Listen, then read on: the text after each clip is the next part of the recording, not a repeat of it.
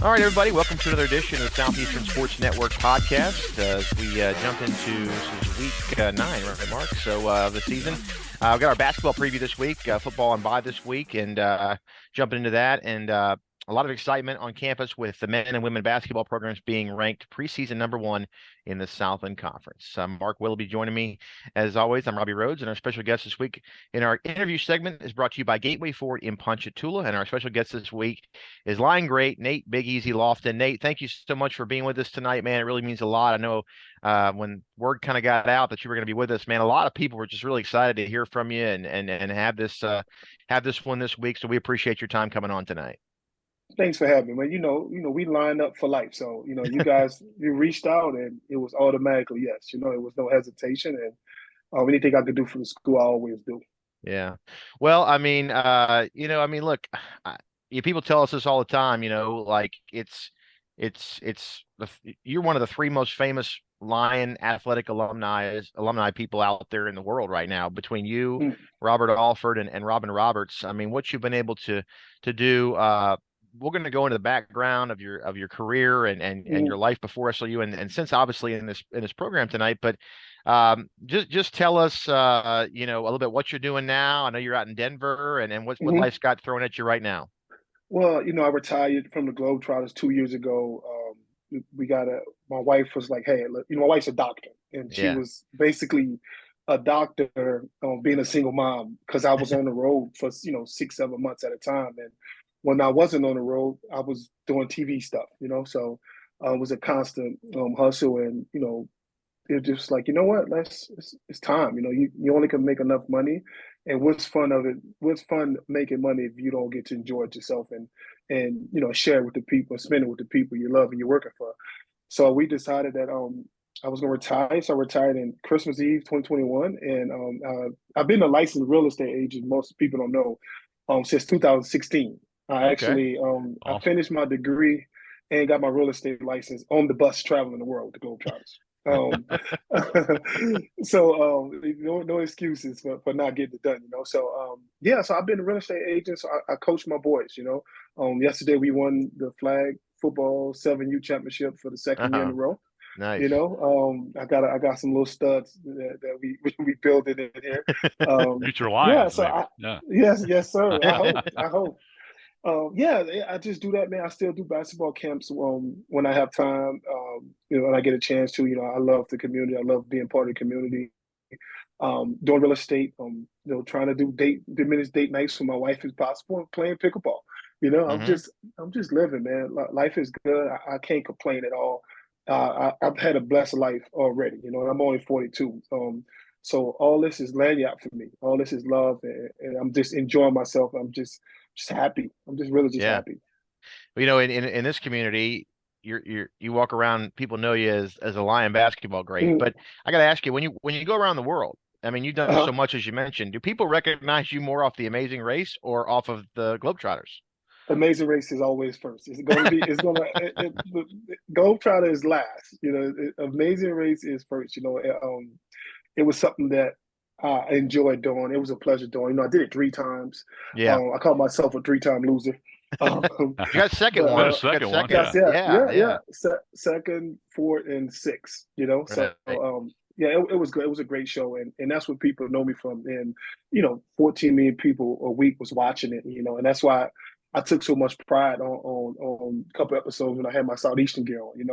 To always represent the show no matter where. We Lions, and I'm New Orleans. I'm Melford Projects. I'm all the same no matter what. And Flight Time Lang was your partner, is that right? Mm-hmm. Yeah. Flight Time. Yeah, her Flight Time Lang was my partner. Centenary. Yeah, up in Freeport. Yeah. Oh yeah.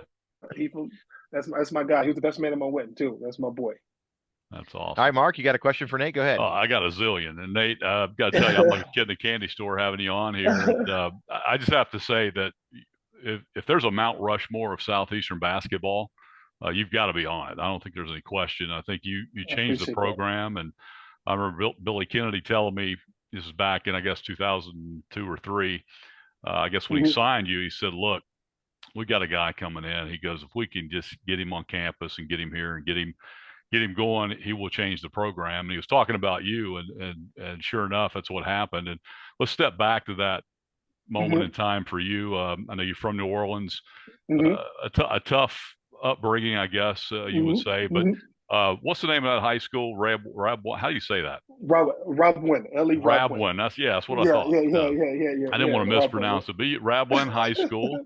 And you find your way to Arkansas. Was it West Ark back then, or was it Fort Smith already? Well, I actually went to Independence first. Then I went to Then it was the last year of being West Ark. Ark. What was it? It was the last.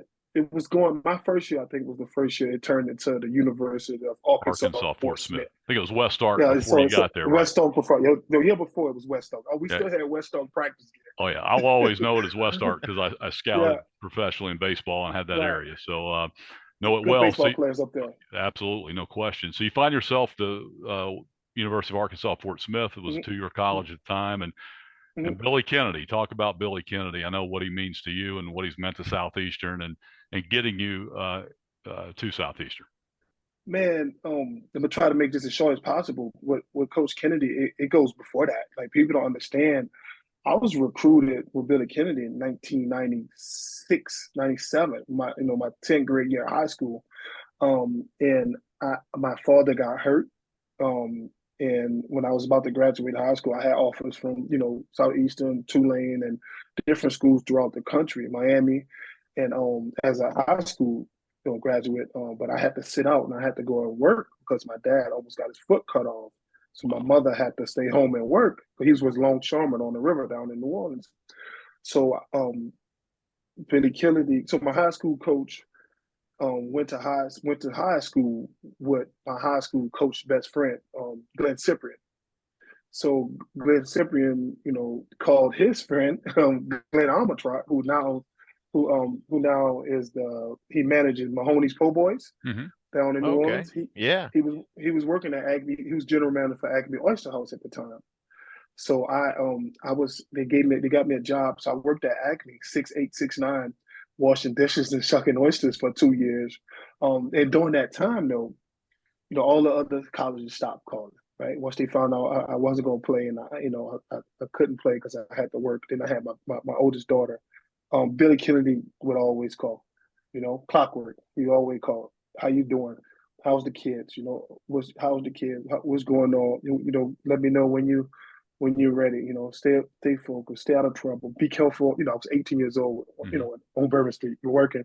Right. And then one day, Glenn Armatrot walked up to me, the guy who runs Mahoney's. He was like, I just talked to Coach Sip, and he was like, hey man, your dad's back home, back working, your mom's back working. You got a window that you need to go to try to get back to school. And I was like, all right, let's do it. So they sent me I went to Independence, Kansas first, and in Jayhawk Conference. I know you know that if you recruit, you know Jayhawk. But I didn't know with Independence, you couldn't get your full Pell Grant. Your Pell Grant would pay for your room and board and food. So I had a daughter, so I couldn't stay at Independence another year because, I didn't have any money. I needed to, I had responsibility. You could tell I was responsible because I didn't go straight to college to take care of my family. So I transferred to Arkansas because, Doc Salad was there, one. And two, I knew I was going to be able to get a full ride and be able to sit on my Pell Grant home to take care of my kids. So got with that. Coach Kennedy was a part of that. Coach Sip was a part of that. And and then it came down to when it was time to go to Division I. Coach Sip was the assistant coach at Oklahoma State. Wow. Yeah. Nobody knew. Think about how that. Think about when we got knocked off the tournament. Anyways, right. We'll get to that. So I talked to Coach Sip. I had a conversation with Coach Sip, and Coach Sip, he never even though he's my mentor to this day. Like that's my guy. Him and all three of them. Him, all my high school coach, Coach Sip, Coach Kennedy. And I was like, Coach, man, like, what you think? He was like, say, Nate, I know you. He said, I know the most important thing to you is how you grew up in the projects, is loyalty and consistency and love. And I know Coach Kennedy, the reason you're here, and he stuck with you. He always checked on you throughout these 3 or 4 years, through this process. He was like, so, I'm not even going to talk to you about coming to Oklahoma State. I know where you're going already. you know. And so I was like, yeah, I'm going with Coach Kennedy. It didn't matter where he was at, you know. It didn't matter what school he was at. And it also benefited me to be 45 minutes from New Orleans. I go home and see my kids every weekend, you know. Right. So Coach Kennedy, you know, he talked to me. He said, let's come on in. And like he said, we can do big things. You know, I got this guard, Amir Abdul-Rahim. And I got this point guard, Mike Gardner, and I got this guy named Terry West. And he said, man, you know, so forth, so on. He said, I think put you with them because they were JUCO guys too. Mm-hmm. And he said, I think y'all can be good. And, you know, and the rest is history. Now, obviously, leap of faith. I mean, Southeastern at the time, just from a standpoint in Division I, not much success. Most of that success was really early, mid-'80s, and then dropped the program actually for a year, brought it back, really struggled getting in the Trans-America Athletic Conference. Then Billy Kennedy brings them into the Southland Conference, and then bang, all of a sudden, you land, as Alan Waddell joins us, you land here, and all of a sudden, you talked about Mike Gardner, Amir Abdur-Rahim, who's a successful coach at Kennesaw State, and all of a sudden, this program takes off like a shooting star. Talk about that. I know really kind of all started. And you played Alabama tough, I think Ole Miss tough, and then you beat Tulane down in New Orleans. Talk about that. That's kind of the, I guess, the coming out party, so to speak. Yeah, man. Just you know, knowing the work we would put in, you know, every day. Like as soon as I got here, you know, I don't know if y'all remember the small gym called a hot box over there. Oh yeah. So it was the weight room eventually. Yeah, it was a weight room. Yeah. So Amir had the key to the hot box. We used to, you know, do conditioning there. So he was like, in the summer, I came up there for I think the first time I could come up there because Kennedy had a camp or something. And he had the key to the hot box. And he was like, we're going to hoop tonight. So we went out there, we hooped. Then the next, and when we was leaving from hoop at 1 a.m, he was like, we gonna be back at 6. I was like, Jesus Christ. I was like, it's 5 hours of sleep, then back in the gym. And I was like, okay, like this is how you do it, right? This is how we gonna do it. And Amir set the tone for my professional career. You know, after that, like I knew what it took because I trusted Amir because, you know, his brother Sharif, you know, was a pro. You know, was one of the best big men, you know, at the time for sure, 2010. So I was like, all right, well, this is what it's gonna take. This is what we're gonna do. So we would be at the gym. We would be hooping. Like we weren't doing nothing else but hooping. Every time we had spare time, we would hoop. We didn't do nothing. We didn't try to get into nothing else. It was all about hooping. And so, you know, Coach Kennedy, you know, Coach Prone, Coach Bates, you know, all those guys, man. They knew where we were at. They didn't have to worry about us. We were in the gym. We was gonna get in trouble from being in the gym, you know. And it just started, and it was a special group. That junior year, man. I know we won it the senior year. My senior year, that might have been a better team, actually. Way more talented talent, team. Way more talented team. We just didn't know how. None of us had never, you know, done it before. We didn't know what to expect. Amir coming from having to shoot all the time. He you know, his first couple of years at Southeastern, if he didn't score 30, you know, they would lose by 50, right? So he had to adjust, and you know, and we just didn't know how to play. We was all players coming from schools being the man, right? So coming from JUCO, being the man at JUCO, we didn't know how to play as a team, and that's when Coach Kennedy, Coach Baines, Coach Prone, and you know, Coach Smith, everybody came into fact, and we learned how to play as a team. And you know, just going, Michael Gardner, Mike G was a monster. He was one of the best point guards I played with. Amir, the best shooter I ever played with for sure. Neil Berry, you know, that's my boy too, shooting that thing. Great leader, you know, like those guys were awesome. We was all the same age, but you know, by me sitting out 2 years, I was older than them. You know, so I was kind of like I was behind them a year, but older than them by a year, or the same age as some of them, because I sat out high school for 2 years. So we had a respect and just that work ethic. It was unreal, you know. And I remember Coach sitting me down from my junior to senior year, right? And he said, Nate, you know, you was fourth in the nation in rebounds. You know, you had a double. I think I averaged 14-11, something like that. I don't remember for sure. He was like, but we need you to do. That shit's got to be different. We got this kid, Ricky Woods, coming in from the Ninth Ward in New Orleans, and he's going to be more to score. Jonathan Pat, JP, my roommate, he was like, we need you to do something different. If we're going to win, you need to rebound, you need to be assist, you need to play defense, you need to lead in blocks, you need to lead in steals, And I got lucky and did it, and Right. that was he got us to believe in our roles, and that's what happened. Well, Yeah, go ahead. Go ahead, Mark. no, I was just going to finish up, Robbie, with the one thing I wanted to mention was, you were unselfish. I think that's what I'm trying to get here. Give me 1 second here. Biggest thing is you were so unselfish. I think you're personified with your ability to spread the floor and pass out of the post. And I think, your numbers, if you just go back and look at numbers, it doesn't tell the whole story. I just think that's what made this team great. Yeah, I think for sure. Like if I wanted to, I could have scored 35 a game in the Southland if I wanted to. But what sense it makes to score 35 a game and only win 2 games a year? Who benefits that, right? Like, right. I'm not trying to look good. I didn't come up like that. That's not and nothing I do in life at the bone is about the people around me, about family, it's about making sure everybody else happy, right? So for me, it was just like whatever I needed to do. And once coach told me what I needed to do, I was trying to be the best at whatever that was. And I think the end goal was still going to be the same results. If I scored 35 and we the bottom team in the Southland, I won't be able to make no money nowhere. But if we make it to a tournament, I do what I'm supposed to do, and people see everything I can do and understand. Look at the tape, like, oh, if he need to go drop, 28 on Sam Houston, he will. If he need to score 20 in the second half against Tulane and get 20 boards in the second half, he'll do it. But coach had to tell me to do it. No, I'm not just gonna go out there head hunting for points.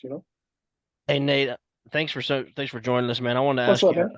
I wanted to ask you, first of all, big fan, followed you your whole career and really appreciate you coming on here with us tonight. But I want to ask you, you talked about those back-to-back years, junior year and then your senior, brought a lot of guys back from that junior year to senior. I just would like you to comment on, kind of the climate of what's going on in college basketball and college athletics as far as the transfer portal and all this, as far as, I don't know if those type of teams can have 2 years in a row in today's climate because you have so many guys that are coming and going as, every year the roster looks different.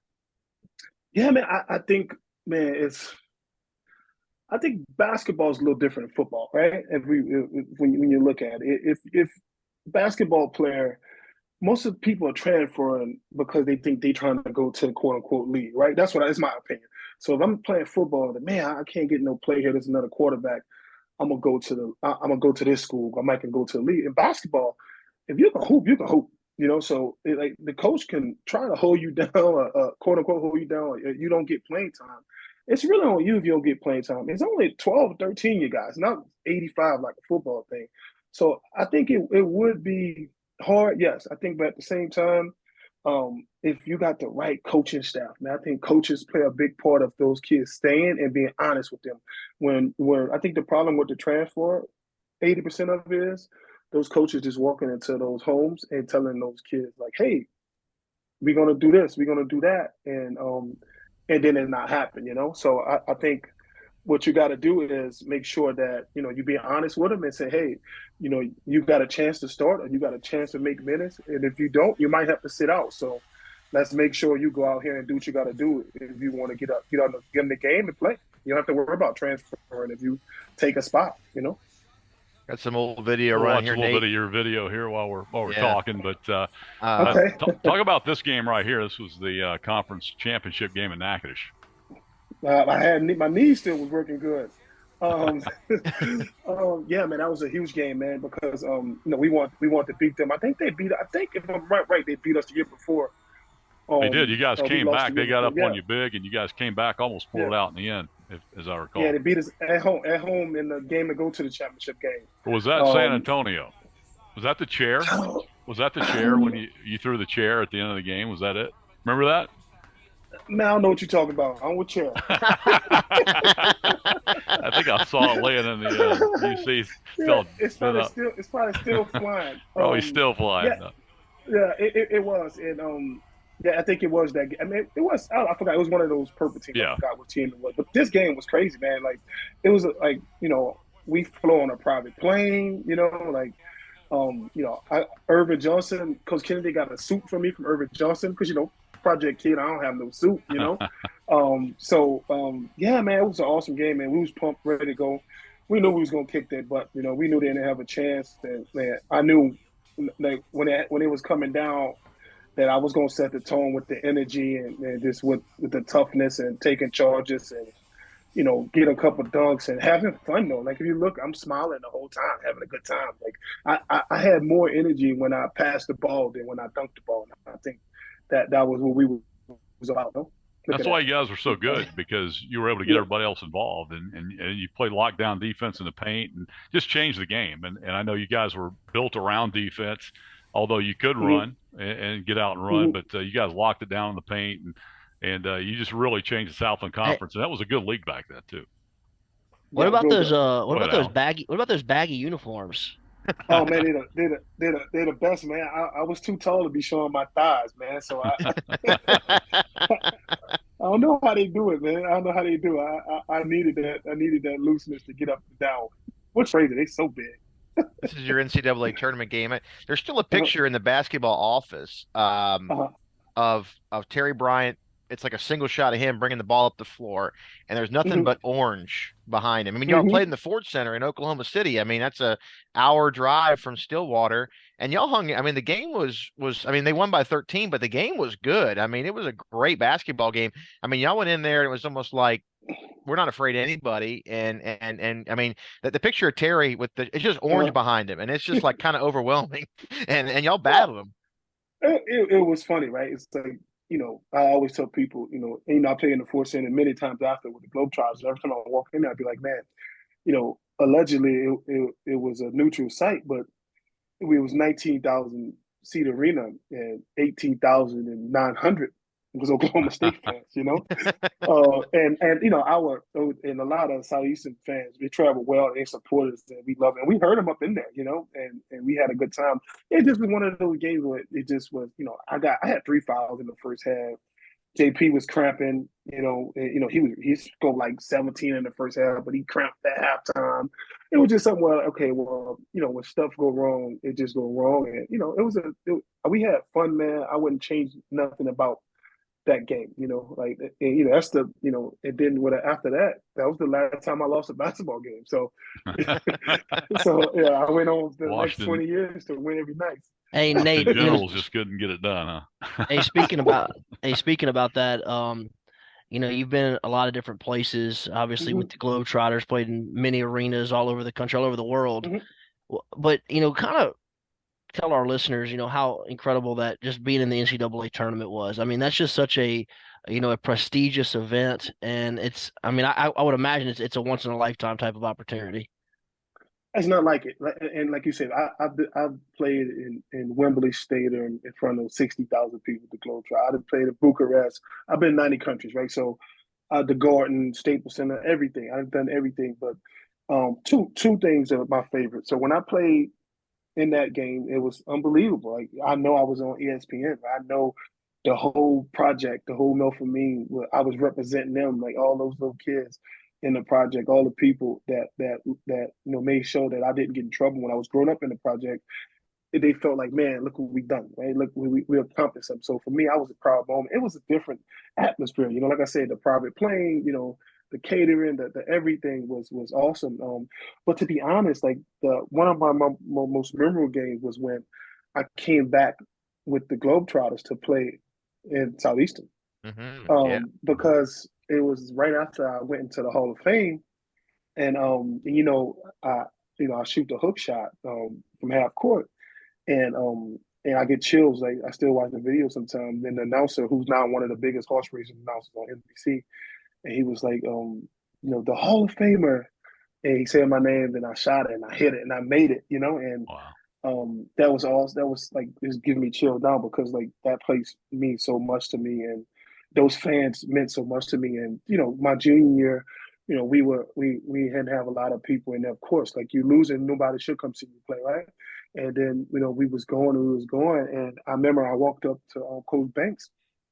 I said, man, we just won 11 straight games. Like, ain't nobody in here. He said, and he's called me Big Horse. He said, Big Horse, you got to make them believe. You got to make them come in here. You got to make them think they missing something. And I say, bet. And so, we was rolling, and then, our senior year, it was coming out there. It was crazy seeing the big head pictures with all the players and stuff, man. Yeah. It used to be popping in the UC. I missed that too. But yeah, that NCAA tournament was a once in a lifetime, something I could always tell my kids about. Like, hey, like here, like daddy went to a tournament from a small school from nowhere, and people didn't know if we was Southern Eastern, and people didn't know if we was Lafayette, but people know what Southeastern was because what we tried to do and help out. So you mentioned Roman Banks. I mean, people don't. I mm-hmm. mean, people know what Billy did after he left Southeastern, and with a lot of success, and Texas A&M. He went to be other things as well. But I mean, Roman took a team, the Southern Jaguars, to the NCAA tournament. I mean, I'm sure you watched that from afar and thought that was pretty cool as well. That's my guy, man. I love Coach Banks, man. I love his family. I love Coach. People don't understand, man. Like, and I love Coach Kenny. Coach Kenny is the best. Everybody on that coaching staff played their part, right? Because Coach Kennedy, as y'all know, his volume don't go above 4, right?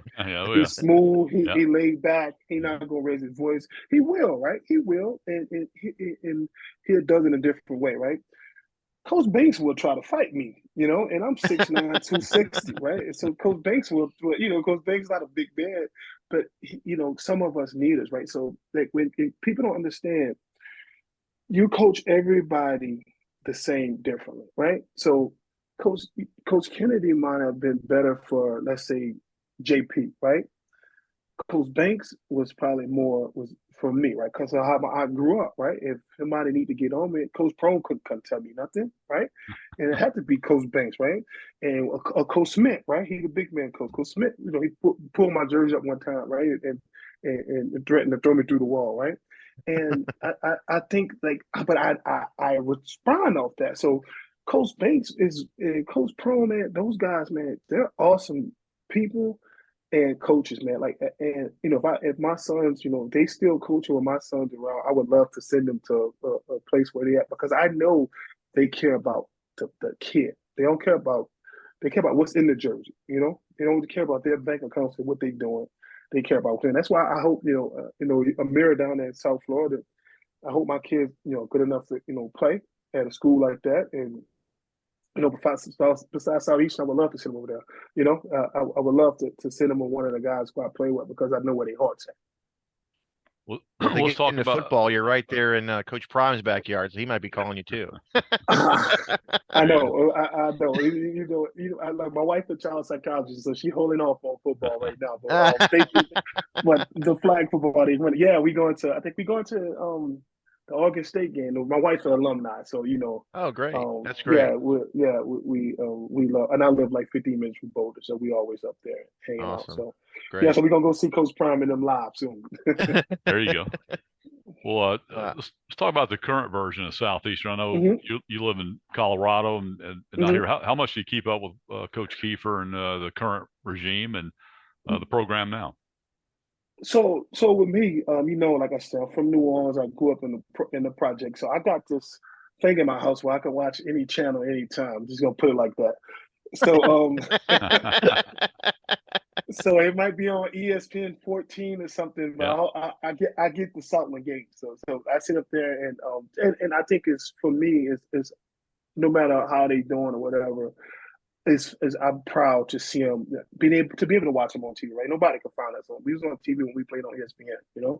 So I watched the games. I know what's going on. I know who could play. I understand what's going on. Coach Kiva, he's good with me if I need anything. He'll take care of me. And I'm always fond of them. And I follow all the social media. I'm always retweeting and everything with the stuff. So I'm watching. I might not know every kid name, through the off season. But once the season starts, I'm gonna be streaming it at the house. Usually a game. Usually by me being in Mountain Time, they come on around 5:36 sometimes, and we sit down and making dinner, and we got it on because my wife don't let the kids watch TV, but she'll let them watch sports. So and be perfect. And my son always saying, "Well, it's Southeastern on," So yeah, that's great. I still watch. Really cool. I still love. I love it, man. I love it. That's really. All right, I want to thank Nate Lofton, who is our special guest this week on the interview segment. I get a chance to hear from Nate and what he's up to now in life and some of the great memories he has as a Lion playing for Southeastern. Arguably the most successful basketball season that this program has ever had. And boy, it was great to visit with him. I hope to get him on more as we go through basketball season. Obviously, Nate living out in the Denver, Colorado area. So take a break, come back, and we'll start breaking down, talking a little bit Lion basketball, and we'll also talk Northwestern State football after this. All right. All right, welcome back to this week's edition of the Southeastern Sports Network podcast, Week 9. We had Nate Lofton as part of our interview segment. Great to have Big Easy with us. Guys, some good stories from Nate. Nate was before my time. I was not here as a student at Southeastern yet. I know you followed that team closely, and Alan, you as well. Man, some cool stories. Closely, and Alan, you as well.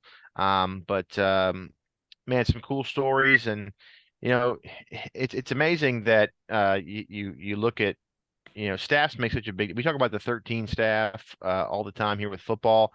That staff at Southeastern in 2005, the coaching staff was really good too. Some guys that went on and did some great things after their time here as Lions. So great teams are just a collective group of people, not just the players. It's coaches, players all together at the same time. So, Mark, what stood out to you at the interview with Nate, real quick for us? Well, I mean, just how grounded he is as a person, and a loyal alumni of Southeastern, and he's a guy who got it.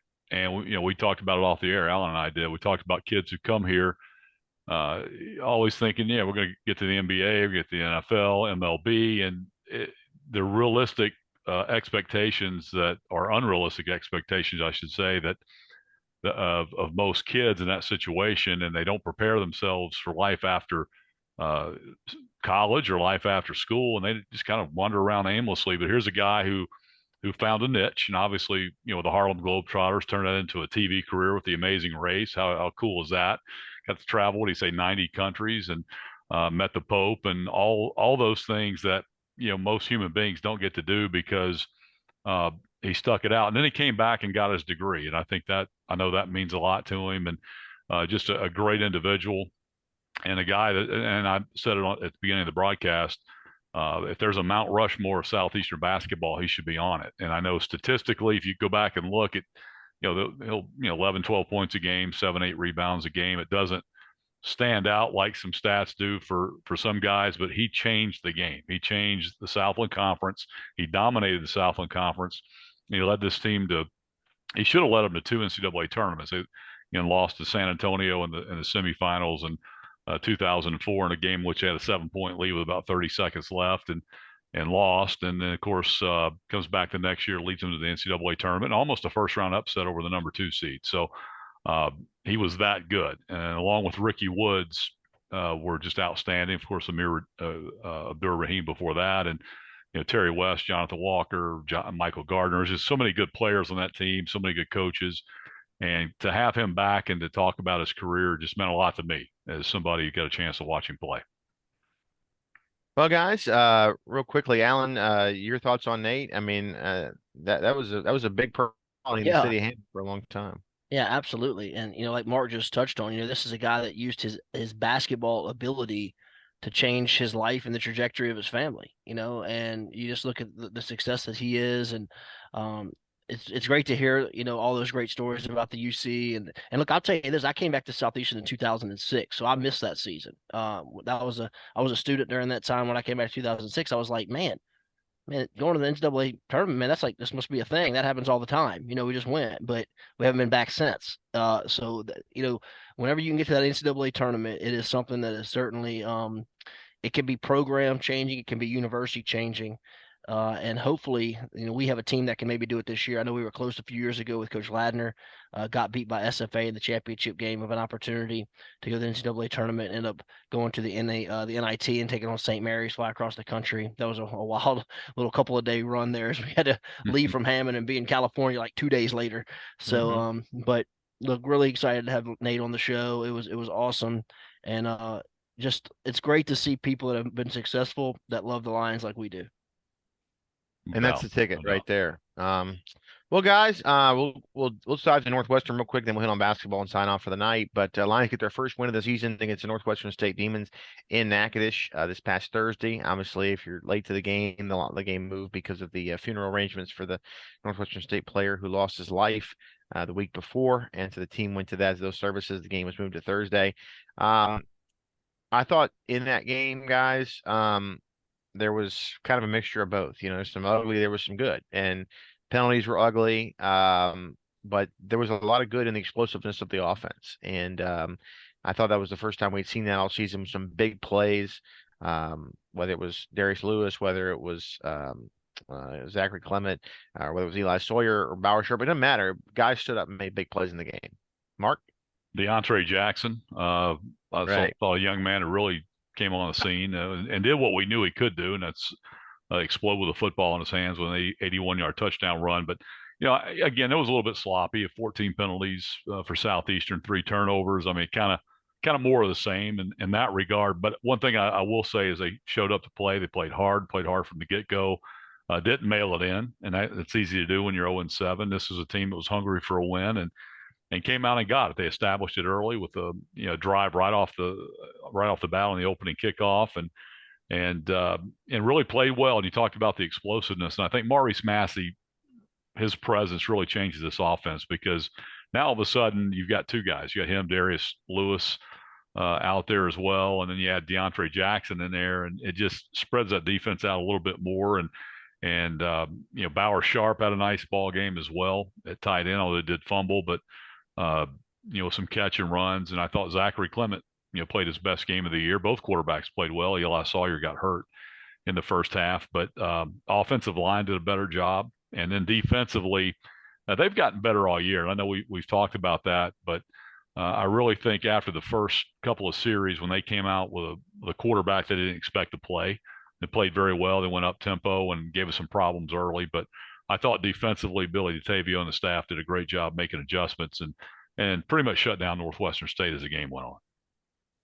Yeah, guys, say, look, in the last 4 games, Southeastern's given up 9 points in the second half combined. They've played really well in second halves of the game defensively. Unfortunately, we had gotten in some holes, and that was mostly because by turning over the football on the offensive side of the football. And, you said there was certainly some good. We averaged 8.6 yards per snap, over 500 yards of total offense, but 3 more turnovers. And, that's kind of been the Achilles heel, especially in the FCS games, of opportunity to win close games. When you play tight ball games, you can't turn the ball over. You got to protect the football, and those type of plays can cost you the football game. I mean, I think we have a better team than Northwestern. We've beat them now 13 times in a row, and guys, that's really unbelievable. To beat somebody 13 times in a row that's in your state. The last time we lost to Northwestern State was 2011. Just kind of put that into out there for our fans, is that we've really dominated this series. And it was nice to go up there and get a victory. And, talking to Coach Self on his coach's show this week on Monday night was, hey, you know what? We now have an extended, off. We're going to go 2 weekends in a row without playing a football game. We're not going to play on Saturday 2 weekends in a row. We're going to have a bye week this week and then come back. And you got McNeese. You got Texas A&M Commerce, and you got Nichols. So, hey, look, right now, obviously the season hasn't gone the way we wanted to, but you have an opportunity to come out here in these last 3 games. He kept calling it like the fourth quarter of the game. Hey, the score was not what we wanted it to be at this point, but let's see how we play in the fourth quarter. So let's see how we play in these last 3 games to try to finish this thing with some momentum. There's no doubt about it, and the chances are going to be there. And look, there's been a couple times over the last few years with Coach Selfo that I think back to the fall of 2021, Nicholls State kind of out of it. They ruined the party for Southeastern when a chance to win the Southland Conference. Lions still made the playoffs, but were upset in that game and did not win the Southland Conference. Nicholls upset the Lions in Strawberry Stadium that night. Nicholls could be on a crash course to be in that same boat, trying to win that game at the end of the year to win the Southland. And so we'll see if that's I'm anxious to see how that's going to play out with them not having that game against Northwestern. Yeah, that's like how are they gonna figure that out? I'm not sure, but there is some precedent. Yeah, remember a couple years ago, UIW in 2018, they played one fewer game, right? And they counted it basically as a win. No, it was No. because we had like a weird number of teams in the league, and they just like I think that was the year that who was moving up, Mark? Somebody was moving up or something, I think it and was it wasn't Texas State. I no, just know we had a odd I think number of teams. SFA was still in the league. We had I'm an odd trying. number of teams, and basically, I think HCU and UIW had one fewer game because they were relatively new. They were still yeah, transitioning up from D2, so they got the short straw and played one fewer game, and they counted basically gave them a win pretty much, and they ended up tying for the league championship and made playoffs. They That was almost won a weird. playoff game. Yeah, yeah, because Sam was still in the league.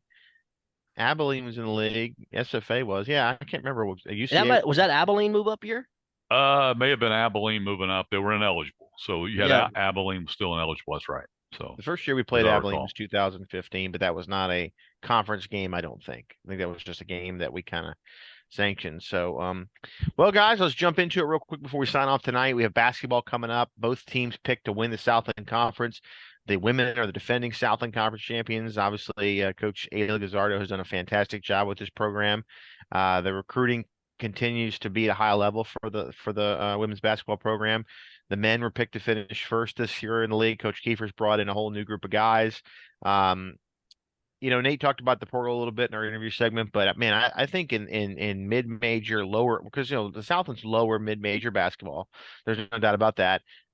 This transfer portal is going to affect these schools where you're going to see, maybe not a full roster of new guys, but if you have a 11-man roster, I think you could see 7 to 8 new faces every single year in the new world of college basketball. So very impressive. Obviously, real quick, we'll hit on it. The Friday night after the Nichols game, pretty impressive. And if you think about it, the number one team in the country, the LSU women's basketball team, will play in the University Center against the Lady Lions, which obviously is a homecoming for Coach Kim Mulkey, who is from Hammond.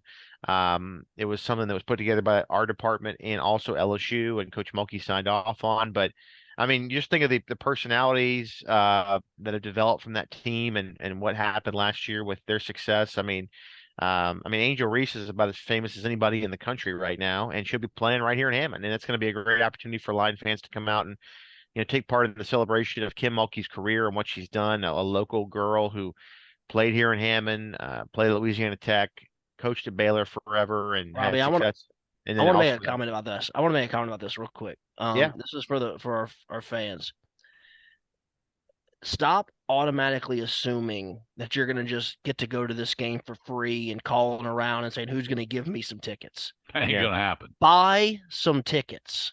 This is a big time event for our athletic department, an opportunity to possibly sell out the university center.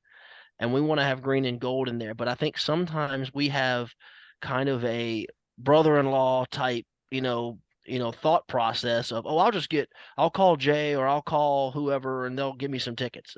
No, buy some tickets. And I know that they did a really good job of, they sold out the Top Cat tickets for the season because they made you buy season tickets. They weren't just selling individual games for this. This is I don't know when the last time this happened. Mark, you probably know better than me. Have we ever had the number one team in the country Well, play yeah, in the we University have. And Center? I was going to say, I've done some research on the 1970s. I was a young kid, just moved to Louisiana, and Southeastern women's basketball came on the scene in the early 70s, and it was the old AIAW back then. And Southeastern won a national championship in 1977 at the Division II level, but their poll, the way they polled all the teams, everybody was lumped together. So Southeastern was routinely top 10, top 15. LSU came in 1978, the year after Southeastern won the national championship.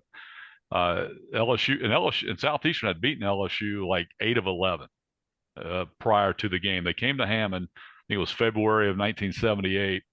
LSU had beaten Southeastern over in Baton Rouge in a tough ball game. Came in ranked number 1.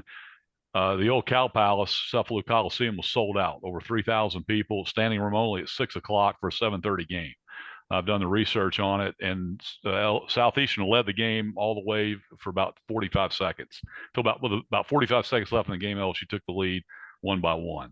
That was in 1978. LSU went on and played for the national championship that year. But that's what we're talking about. That's the kind of history you have between these two programs. They were a big rival when women's college basketball first began in the 1970s. So kind kind of harkens back to that, and I think that's hopefully it's something that both programs can build on to hype this game. And Alan mentioned it. I think it legitimately has a chance. I don't know if hopefully it'll sell out, but certainly the biggest crowd to ever play in the University Center. I think the largest Southeastern crowd was 4,000 for Rice, Murray State back in the early '80s, but we certainly haven't had anything that's rivaled that since. And I think this has a chance to surpass that and be up there with the Simone Augustus LHSA championship games. Yeah, absolutely. I think I saw there was like 15,000 people that came to an LSU women's practice recently. I could be wrong on that. No, it was 2,500. 2,500. But still, Yeah. I mean, that's it was incredible. Still a big crowd for their first. But look, you really got to tip your hat to Kim Mulkey. I mean, she didn't have to do that. She doesn't have to come over here and play. But I think it's a real testament of how she feels about South Louisiana, and Louisiana as a whole. And Ayla. And Ayla, they're both from Tickfall. Not Hammond, they're both from Tickfall. And and Mark from there too. Yeah. Oh, yeah. So a lot of famous people from Tickfall. Mark will be in that group as well. Oh, yeah. But look, this is an awesome event for our university. But again, like I said, man, there's many times to call and say, hey, you got a couple of tickets you could throw me, if we're playing, whatever, nickels on Saturday. But this game, buy some tickets, buy a season ticket. This has an opportunity to drastically affect our budget in the department. And I hope that our fan base gets behind that and really comes out in droves to watch this matchup. Because the other thing is, guys, we're pretty good too. I mean, we're not number one in the country, but we were an NCAA team tournament, NCAA team a year ago, and we bring back a lot of players. Lost to them by 8 points. Yeah, it was a great game over there in Baton Rouge. Great so game. it ought to be an incredible. Both LSU, Southeastern played both the teams that played for the national championship. They played Iowa and LSU last year. So look, Ayla's done a tremendous job, and we wish her the best of luck here in this matchup. But this is going to be awesome. Be there. Yeah, it's a cool and don't let that be the only one. Come to all of them, and come to both men's and women's games. Come support them. I think both programs are going to be really good this year and have a chance to win their league. So we'll talk about the men in a minute, but certainly, the run. Alan, you and I did that championship game last year in Lake Charles, and I got to tell you, I've done buku number of Southeastern events over the years. Football. It was about as fun as I can remember. I know you and I both talked about it. It was a great atmosphere and a great game. Taking a look at the schedule, the Lady Lions will open up on a Monday night against Millsaps. It's an 11 a.m. game. So, and they're on the road at Mississippi State. They play Southern of New Orleans before coming home for that November 17th against the LSU Lady Tigers. Jackson State, Mobile, Wichita State. They play at Kansas, South Alabama, and then they go to a tournament at Oregon State out of Maui. So that'll be really, really cool right around the holidays.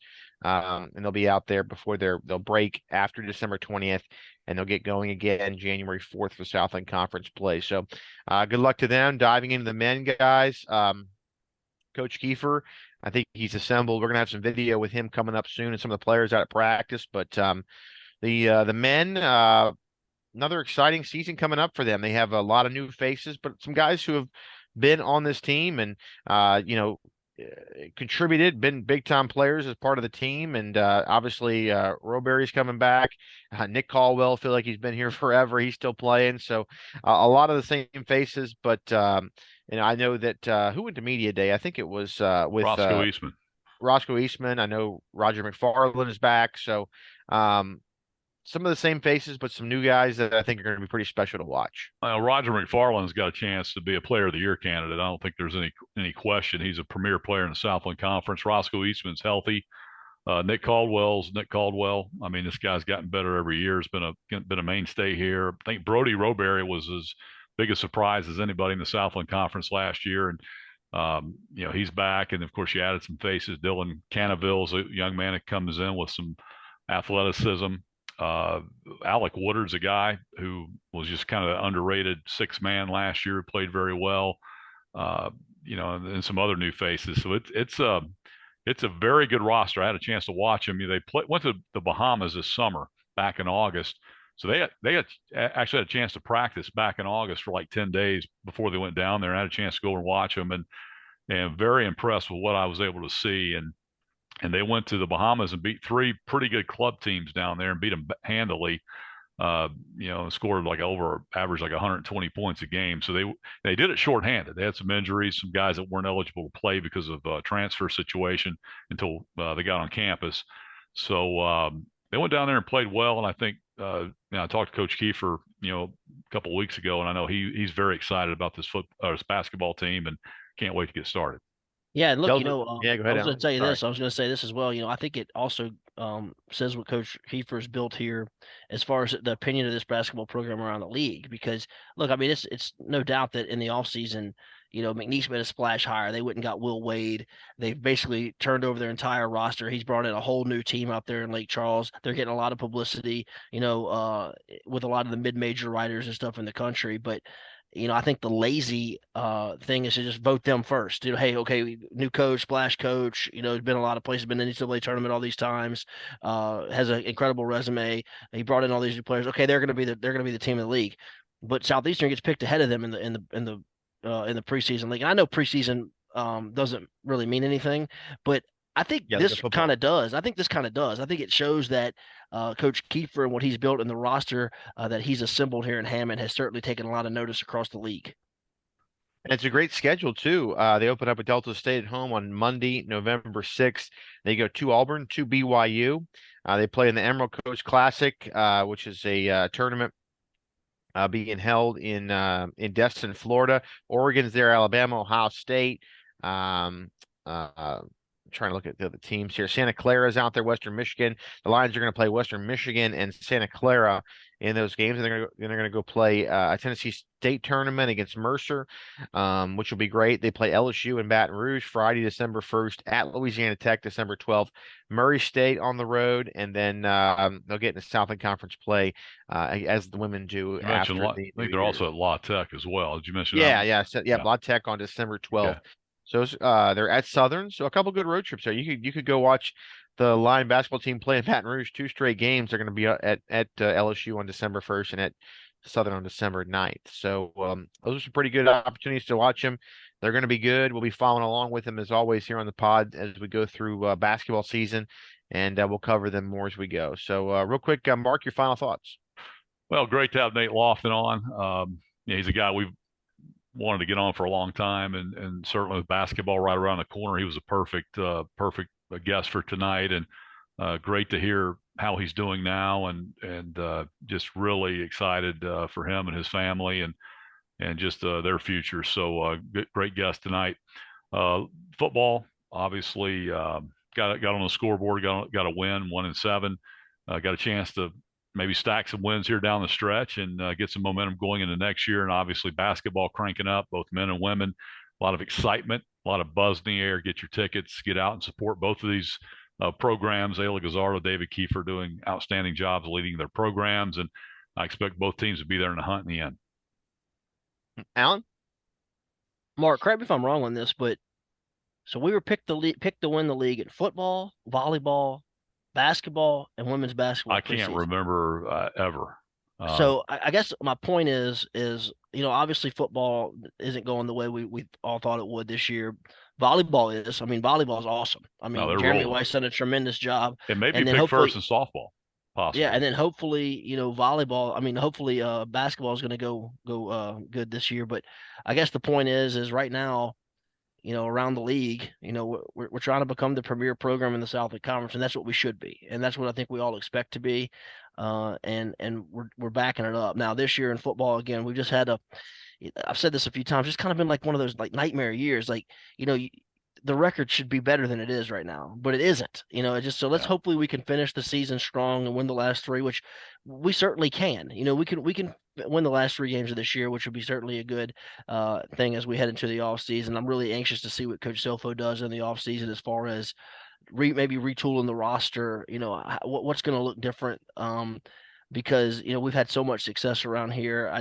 I'm anxious to see what happens in the off season as far around this program. But look, great to have Nate Lofton on. I remember him, obviously when I was a student, and a tremendous player. I always remember the stories about Nate Lofton and Ricky Woods and all those great basketball teams. And look at those coaches. I mean, Coach Kennedy. We didn't really talk about Coach Prohm. I mean, Coach Prohm was the head coach at Iowa State. I mean, he's like, he's been all over. I mean, you're talking about guys that have skins on the wall, and they were all right here in Hammond, and excited for basketball.